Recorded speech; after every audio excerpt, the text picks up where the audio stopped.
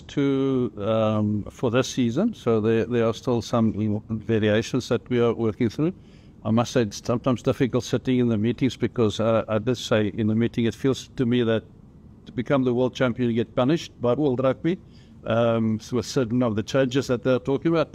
But for this season there's no changes that will affect the team that we have to now adapt to. There's definitely talk. It probably only will be after the next World Cup that we will see serious law changes again.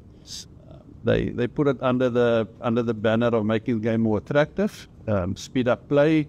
So those are the things that they're talking about now. The 20-minute red card got a lot of discussion again. Certain countries totally against it, others support it. So I don't think there's going to be any changes now, as I said, that will affect Rassie and the team preparing for the 2027 World Cup. Yeah.